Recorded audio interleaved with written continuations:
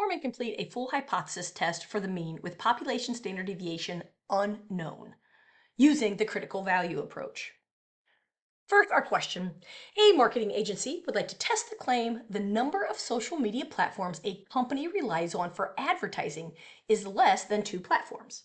The agency decides to complete a hypothesis test at a 5% significance level. They sample 28 companies and determine the sample number of social media platforms to be 1.95 on average, with a sample standard deviation of S equals 0.6. Work through the testing procedure and interpret the results of the hypothesis test. Let's review those steps. We will identify the null and alternative hypothesis, then decide on the significance level. We'll compute the test statistic, we'll find the critical value, and then we'll use all of that information to interpret the results of the hypothesis test. So let's jump in. Identifying the null and alternative hypothesis. Recall that in the given information, it tells us we are testing if it's less than 2 platforms. That is important for our alternative hypothesis. Recall that the null hypothesis is always the equality, always. Therefore, H sub 0 is mu equals who, because we are testing less than 2 platforms. So null hypothesis equals 2, and because it's less than, our alternative hypothesis is mu is less than 2. That less than also tells us this is a left-tailed test. Let's now decide on the significance level. The agency tells us that it's the hypothesis test at a 5% significance level, so that gives us alpha equals 0.05. We're going to need that to find the critical value. Computing the test statistic.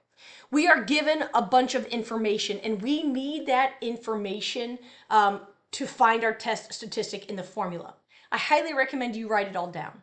So we know that X bar, our sample mean, is 1.95. We're testing, so our given mean is 2. We know that our sample standard deviation is 0.6, and our sample size of n is 28. Now, because we are dealing with the population standard deviation unknown, we are using a t-test statistic. So we will know that x bar minus mu sub 0 over s divided by the square root of n. You have your formula. If you have your values all written out and identified, it's a whole lot easier to plug them into the area where they belong. We can do our math. Make sure if you're plugging this into your calculator all at one time, you're using parentheses, always following the order of operations. Then we get our test statistic to be negative 0.44. Great. In order to use that test statistic, we need to find our critical value.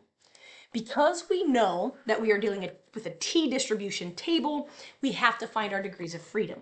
Degrees of freedom are n minus 1. We know that our sample size is 28, and so our degrees of freedom are 27. We also know that alpha is 0.05. So when you're looking at your table, area in one tail is 0.05, degree of freedom is 27. Where do those values intersect? That's our critical value of 1.703. Now, because this is a left-tailed test, we're going to use the negative value of that critical value. So our critical value is negative 1.703.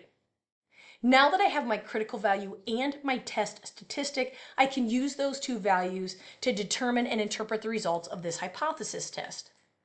For a left-tailed test, if the test statistic is less than the critical value, that's when we know that we reject the null hypothesis. In this case, our test statistic is negative 0.44. That's actually greater than the critical value of negative 1.703.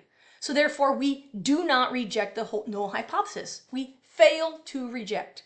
And therefore, at the 5% significance level, the data does not provide strong evidence for the marketing agency to conclude that the number of social media platforms a company relies on for advertising is less than 2 platforms.